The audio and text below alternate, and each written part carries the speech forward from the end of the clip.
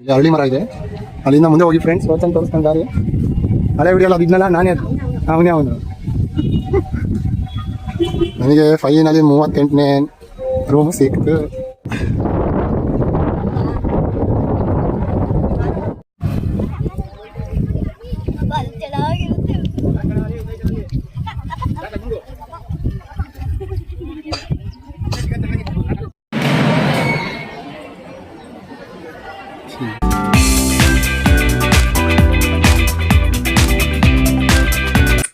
Finally ಆ dream come true ಅಂತ ಏನು ಹೇಳ್ತಾರಲ್ಲ, ಸೊ ದಟ್ಸ್ ಇಟ್.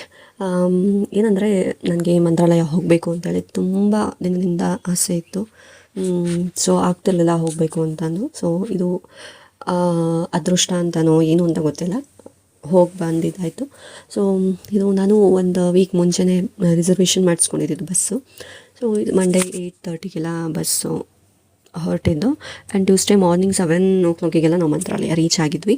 ದೆನ್ ಒಂದು 10 minutes ಕಾಯಬೇಕಿತ್ತು, ವೆಯ್ಟ್ ಮಾಡಿದ್ದು ರೂಮ್ಗೋಸ್ಕರ. ಸೊ ನಾವು ಒಂದು ದಿನ ಸ್ಟೇ ಮಾಡಬೇಕು ಅಂತ ಅಂದ್ಕೊಂಡು ನಾವು ಅಲ್ಲಿಗೆ ಹೊರಟಿದ್ದು. ಸೊ ಹಾಗಾಗಿ ರೂಮ್ ತೊಗೊಂಡ್ವಿ. ಹೋಗಿದ ತಕ್ಷಣ ಹೋಗ್ಬಿಟ್ಟು ರೆಸ್ಟ್ ಮಾಡಿ ಒಂದು 2-3 hours ಚೆನ್ನಾಗಿ ರೆಸ್ಟ್ ಮಾಡಿಬಿಟ್ವಿ. ಅದಾದಮೇಲೆ ಸ್ನಾನ ಮಾಡ್ಕೊಂಡು ಬರೋಣ ಅಂತ ಅನ್ನಿಸ್ತು. ಸ್ನಾನ ರೂಮಲ್ಲೇ ಹಾಗೆ ಮಾಡೋದು ಮಜಾ ಅನಿಸಲ್ಲ. ಹೊಳೆ ಇದೆ, ಹೇಗೋ ಹೊಳೆಗೆ ಹೋಗೋಣ, ಹೊಳೆನಲ್ಲಿ ಚೆನ್ನಾಗಿ ಮಜಾ ಮಾಡ್ಕೊಂಡು ಆಮೇಲೆ ಬಂದು ರೂಮಲ್ಲಿ ನೀಟಾಗಿ ಫ್ರೆಶ್ ಅಪ್ ಆಗಿಬಿಟ್ಟು ರೆಡಿ ಆಗಿಬಿಟ್ಟು ಹೋಗೋಣ ಅಂತ ಪ್ಲ್ಯಾನ್ ಹಾಕ್ಕೊಂಡು ನಾವಿವಾಗ ರೂಮಿಂದ ಸ್ಟ್ರೇಟಾಗಿ ಹೊಳೆ ಹತ್ರ ಹೋಗ್ತಾ ಇದ್ದೀವಿ. ಇದು ನಮ್ಮ ರೂಮ್ ಬಂದು ಫಸ್ಟ್ ಫ್ಲೋರಲ್ಲಿ ಇದ್ದಿದ್ದು. ಸೊ ಅಲ್ಲಿಂದ ಸ್ಟೇರ್ಸ್ನ ಇಳ್ಕೊಂಡು ಬಂದರೆ ಅಲ್ಲಿ ರಾಯರಿಂದು ಫೋಟೋ ಕಾಣಿಸುತ್ತೆ. ಅದನ್ನು ನೋಡ್ತಿದ್ದ ಹಾಗೇ ಆಹಾ ಏನು ಚೆನ್ನಾಗಿದೆಯಲ್ಲ ಅಂತ ಅನಿಸುತ್ತೆ. ದೆನ್ ಈಗ ನಾವು ಹೋಗ್ತಾ ಇದ್ದಿದ್ದು ಹೊಳೆ ಹತ್ರ ಹೋಗಬೇಕು ಅಂತ ಹೋಗಿದ್ದು. ಬಟ್ ನಾವಿಲ್ಲಿ ರಾಂಗ್ ರೂಟಲ್ಲಿ ಹೋಗ್ತಾ ಇದ್ದೀವಿ. ಆಮೇಲೆ ಅಲ್ಲಿ ಹೋಗ್ತಾ ಇದ್ದಾಗ ಅಲ್ಲೊಬ್ಬರು ಸೆಕ್ಯೂರಿಟಿ ಇದ್ದರು. ಅವ್ರು ಎಲ್ಲಿಗೆ ಹೋಗ್ತಿದ್ದೀರಾ ಅಂತ ಕೇಳಿದರು. ಹೊಳೆಗೆ ಹೋಗ್ತಿದ್ದೀವಿ. ಹೊಳೆ ಇಲ್ಲಿ ಬರೋದೇ ಇಲ್ಲ, ನೀವು ಆ ಕಡೆ ಅಪೋಸಿಟ್ ಸೈಡಲ್ಲಿ ಹೋಗಬೇಕಿತ್ತು, ಈ ಕಡೆಗಲ್ಲ ಅಂತ ಹೇಳಿದ್ರು. ಮತ್ತು ವಾಪಸ್ ರಿಟರ್ನ್ ಆಗಿಬಿಟ್ಟು ಹೋಗಿದ್ದು. ಆ್ಯಂಡ್ ಜಸ್ಟ್ ಟೆಂಪಲ್ ಬ್ಯಾಕ್ ಸೈಡೇ ಬರುತ್ತೆ ಅಷ್ಟೇ.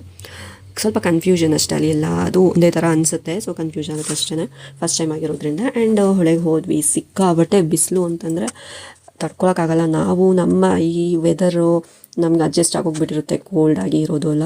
ಸೊ ಅಲ್ಲಿ ಮತ್ತು ಸಖತ್ ಹಾಟಾಗಿ ಯಪ್ಪ ನಮಗೆ ಆಗ್ತಾನೆ ಇಲ್ಲ ಲಿಟ್ರಲಿ. ನಮಗೆ ನಾನು ಬೇರೆ ಸ್ಲೀವ್ಲೆಸ್ ಎಲ್ಲ ಹಾಕ್ಕೊಂಡು ಹೋಗಿದ್ದಿದ್ದಕ್ಕೂ ಅದಕ್ಕೂ ಫುಲ್ ಟ್ಯಾನ್, ಸನ್ ಬರ್ನ್ ಸಖತ್ತಾಗಿ ಆಗೋಗ್ಬಿಟ್ಟಿತ್ತು. ಫೇಸು ಹ್ಯಾಂಡ್ಸು ಎಲ್ಲ ಸಖತ್ ಟ್ಯಾನ್ ಆಗೋಗಿತ್ತು.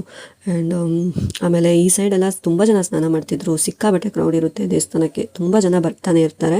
ಆ್ಯಂಡ್ ತುಂಬ ಜನ ಇದ್ದರು ಅಲ್ಲಿ. ಸ್ನಾನ ಮಾಡೋಕ್ಕೆಲ್ಲ ಅಷ್ಟು ಕಂಫರ್ಟ್ ಅನಿಸ್ಲಿಲ್ಲ, ತುಂಬ ಗಲೀಜು ಮಾಡ್ತಾಯಿದ್ರು ಜನ ನೀರನ್ನು. ಸೊ ಹಾಗಾಗಿ ಅವ್ರ ತೆಪ್ಪದವರು ಹೇಳಿದರು, ಸೊ ಆ ಕಡೆ ಸೈಡ್ ಕರ್ಕೊಂಡು ಹೋಗ್ತೀವಿ ಬನ್ನಿ ಅಂತ ಹೇಳಿ. ಸೊ ನಾವು ಆ ಕಡೆ ಸೈಡ್ ಹೋಗಿದ್ವಿ. ಅಲ್ಲಿ ತುಂಬ ಜನ ಏನೂ ಇರಲಿಲ್ಲ, ಆರಾಮಾಗಿ ನಾವೇ 1 few ಪೀಪಲ್ಸ್ ಅಷ್ಟೇ ಅಲ್ಲಿ ಇದ್ದಿದ್ದು. ಸೊ ನೀರು ಸಹ ಕ್ಲೀನಾಗಿ ಚೆನ್ನಾಗಿತ್ತು. ತುಂಬ ಹೊತ್ತು ಸ್ಪೆಂಡ್ ಮಾಡಲಿಕ್ಕೂ ಯಾವುದೇ ರೀತಿ ಡಿಸ್ಟರ್ಬೆನ್ಸ್ ಇರಲಿಲ್ಲ.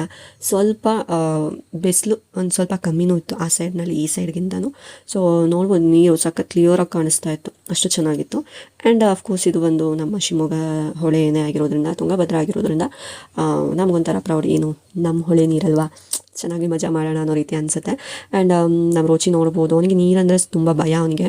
ಬಟ್ ಅವ್ನಿಗೆ ಖುಷಿ ಆ ಥರ ಎಲ್ಲ ಹೋಗೋದು, ಬೋಟ್ ಆಗಿರ್ಬೋದು, ತೆಪ್ಪ ಯಾವುದ್ರಲ್ಲೇ ಆಗಲಿ ಒಟ್ಟು ನೀರಿಗೆ ಹೋಗಬೇಕು ಅನ್ನೋದಷ್ಟೇ. ಬಟ್ ಭಯ ಪಡ್ತಾನೆ ನೀರಲ್ಲೆಲ್ಲ ಬಿಟ್ಟರೆ, ಒಬ್ಬೊಬ್ಬನಿಗೆ ಬಿಡೋದು. ಅವ್ನಿಗೆ ಸ್ವಲ್ಪ ಕೆಲವೊಂದೆಲ್ಲ ನೋಡ್ಕೊಂಡಿರ್ತಾರಲ್ಲ ಮಕ್ಕಳು ಮೊಬೈಲಲ್ಲಿ, ಸೊ ಸ್ವಲ್ಪ ಭಯ ಹೆದರ್ಕೋತಾರೆ.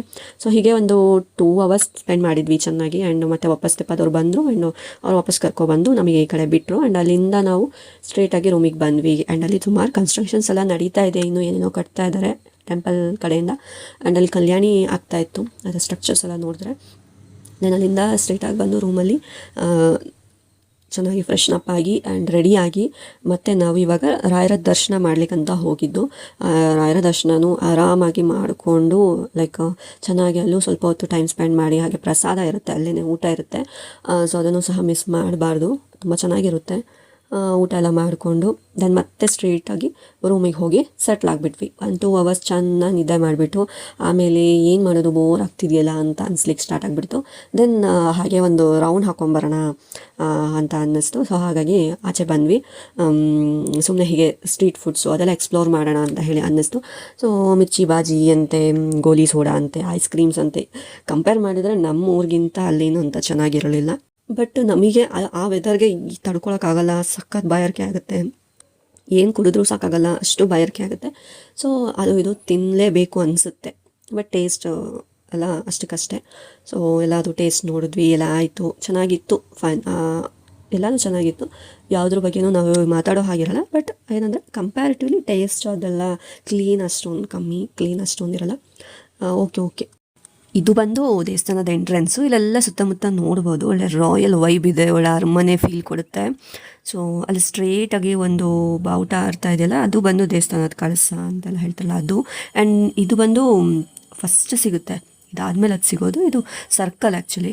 ಈ ಸರ್ಕಲ್ ಒಳಗಡೆ, ಇದು ಆರ್ಚ್ ಒಳಗಡೆ ಬಂದರೆ ಇಲ್ಲಿ ಸ್ನ್ಯಾಕ್ಸ್ ಅದೆಲ್ಲ ಸೇಲ್ ಮಾಡ್ತಾ ಇರ್ತಾರೆ. ಸಿಕ್ಕಾಬಟ್ಟೆ ರಶ್ ಇರುತ್ತೆ, ಇನ್ನೂ ರಶ್ ಇರುತ್ತೆ. ಆ್ಯಕ್ಚುಲಿ ನಾವು ರಶ್ ಕಮ್ಮಿ ಆದಮೇಲೆ ಹೋಗಿರೋವಂಥದ್ದು, ಆದ್ರೂ ಸಿಕ್ಕಾಬಟ್ಟೆ ಜನ ಇದ್ದೇ ಇರ್ತಾರೆ ಎಲ್ಲಿ ನೋಡಿದ್ರು. ಇದಾದಮೇಲೆ ನಾವು ಸ್ಟ್ರೇಟ್ ವೇ ಅಂತ ಹೇಳಿದ್ರೆ ಮಂತ್ರಾಲಯದಲ್ಲಿ ಮೃತ್ತಿಕೆ ಅಂತ ಹೇಳಿ ಸಿಗುತ್ತೆ. ಅದು ಬೃಂದಾವನದ ಮಣ್ಣು ಅಂತಲೂ ಹೇಳ್ತಾರೆ. ಅದನ್ನು ನಾವು ಮನೇಲಿ ಇಟ್ಕೊಳ್ಳೋ ಅಂಥದ್ದು ಈಗ ಪಾಸ್ಟ್ 1 ಇಯರಿಂದ ಅದು ರೂಢಿ ಆಗೋಗ್ಬಿಟ್ಟಿದೆ. ಸೊ ಅದು ಎಲ್ಲಿ ಸಿಗುತ್ತೆ ಅಂತ ಹೇಳಿಬಿಟ್ಟು ಒಂದಿಷ್ಟು ಜನಕ್ಕೆ ಕೇಳ್ಕೊಂಡು ಹೋಗಿದ್ವಿ. ಸೊ ಇದೇ ದಾರಿ, ಇದನ್ನು ನೋಡ್ಕೊಂಡು ಯಾರು ಬೇಕಿದ್ರೂ ಹೋಗಿ. ಅಲ್ಲಿ ಭಟ್ರದ್ದು ಮನೆ ಇದೆ. ಸೊ ಆ ಮನೆಯಲ್ಲಿ ಸಿಗುತ್ತೆ. ಅಲ್ಲೊಂದು 2-3 ಮನೆಗಳಿದೆ ಅವ್ರದ್ದು, ದೇವಸ್ಥಾನದಲ್ಲಿ ಇರುವಂತಹ ಭಟ್ರಿಂದ. ಸೊ ಅವ್ರ ಹತ್ರ ಅಲ್ಲಿ ಸಿಗುತ್ತೆ, ಯಾರೇ ಹೋದರೂ ಅವರು ಕೊಡ್ತಾರೆ, ಯಾರಿಗೂ ಇಲ್ಲ ಅಂತೆಲ್ಲ ಹೇಳಲ್ಲ.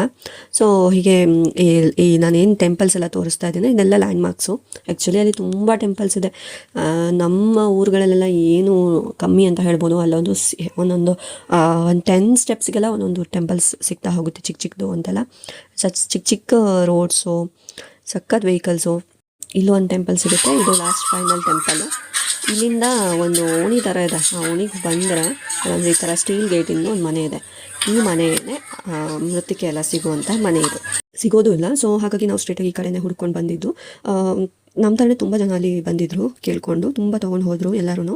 ನಾವು ಜಸ್ಟ್ 2 ಪ್ಯಾಕೆಟ್ಸ್ ಅಷ್ಟೇ ತೊಗೊಂಡಿದ್ದು, ನಮ್ಮ ಮನೆಯಲ್ಲಿ ಆಲ್ರೆಡಿ ಇತ್ತು. ಆ್ಯಂಡ್ ಇವರು 20 ರೂಪೀಸ್ ಪರ್ ಪ್ಯಾಕೆಟ್ ಚಾರ್ಜ್ ಮಾಡ್ತಾರೆ ಅಷ್ಟೇನೆ. ಆ್ಯಂಡ್ ಅದನ್ನು ಹೇಗೆ ಕನ್ಸ್ಯೂಮ್ ಮಾಡಬೇಕು, ಅದನ್ನು ಹೇಗೆ ಮನೆಯಲ್ಲಿ ಇರಬೇಕು ಎಲ್ಲದನ್ನು ಅವರು ಡೀಟೇಲ್ ಆಗಿ ಹೇಳಿದ್ದಾರೆ.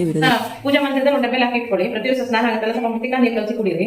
ಇಲ್ಲ ಡೈರೆಕ್ಟ್ ಕುಡಿನ ಬಾಯ ಕೊಡಿ. ಮನೇಲಿ ಎಷ್ಟು ಜನ ಇದ್ದೀರೋ ಎಲ್ಲರೂ ತಗೊಳ್ಳಿ, ದಿನ ತಗೊಳ್ಳಿ, ಎಲ್ಲದಕ್ಕೂ ಒಳ್ಳೆದು. ರಾಯರ ಅನುಗ್ರಹ ಮಾಡ್ತಾ ನಂಬಿಕೆ ಮೊದಲಿಂದ ಇದೆ, ಬೇಕಾದವರು ಕೊಡಿ. ಇದು ಅದರಲ್ಲೇ ಯಾವ ತರ ಡಬ್ಬದಲ್ಲಿ ಇರಬೇಕು? ಹಾಗೇನಿಲ್ಲ, ಸ್ಟೀಲ್ ಡಬ್ಬೆ ಅಂತ ನಡೀತದೆ. ಯಾವುದೇ ರೀತಿ ಮಡಿ ಮಾಡಬೇಕು? ಮಡಿ ಅಂದ್ರೆ ಸ್ನಾನ ಮಾಡಿ ಮುಟ್ಬೇಕು. ಹೆಣ್ಮಕ್ಳು ಡೇಟ್ ಆದಾಗ ಮುಟ್ಬಾರ್ದು. ಸ್ವಾಮಿ ಸೂಕ್ತ, ಹೆಣ್ಣು ಸೂಕ್ತ ಈ ತರ ಬಂದರೆ ಮುಟ್ಬಾರ್ದು ಅಷ್ಟೇ. ಅವಾಗ ಅದನ್ನ ಹಾಗೆ ತೆಗಿಬಹುದು. ನೀವು ವೆಜಿಟೇರಿಯನ್, ನಾನು ವೆಜಿಟೇರಿಯನ್. Non vegetarian. ಆ ದಿವಸ ಅದನ್ನು ಮುಟ್ಬೇಡಿ ಅಷ್ಟೇ. ಒಳ್ಳೆ ಸಾಲಿನಿಂದ ಹೀಗೆ ನೋಡಿ,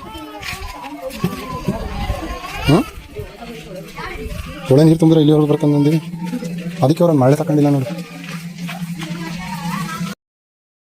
ಮೃತ್ತಿಕೆ ಅಂತ ಏನಿದೆಯಲ್ಲ, ಇದು ಪ್ರಸಾದ. ಇದನ್ನು ಈ ಸೈಡಲ್ಲಿ ಇಲ್ಲಿ ಒಂದು 3-4 ಮನೆಗಳಿದೆ.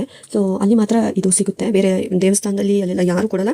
ಮೃತ್ತಿಕೆ ಎಲ್ಲಿ ಸಿಗುತ್ತೆ ಅಂತ ಹೇಳಿಬಿಟ್ಟು ಕರೆಕ್ಟಾಗಿ ಲ್ಯಾಂಡ್ ಮಾರ್ಕ್ ಪ್ರಕಾರ ವಿಡಿಯೋ ಮಾಡಿಕೊಂಡು ಹಾಕಿದ್ದೀನಿ. ಈ ವಿಡಿಯೋ ಯೂಸ್ಫುಲ್ ಆದರೆ ನನ್ನ ವಿಡಿಯೋನ ಲೈಕ್ ಮಾಡಿ, ಶೇರ್ ಮಾಡಿ, ಹಾಗೆ ಸಬ್ಸ್ಕ್ರೈಬ್ ಮಾಡಿ.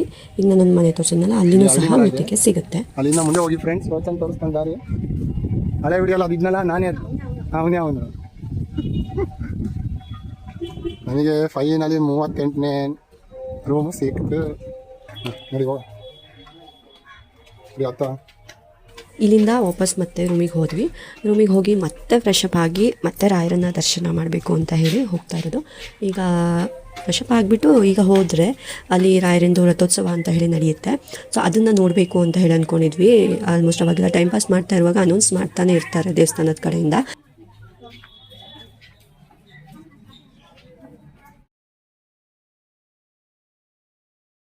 Stay tuned for part 2 video and take care. Bye. Thanks for watching.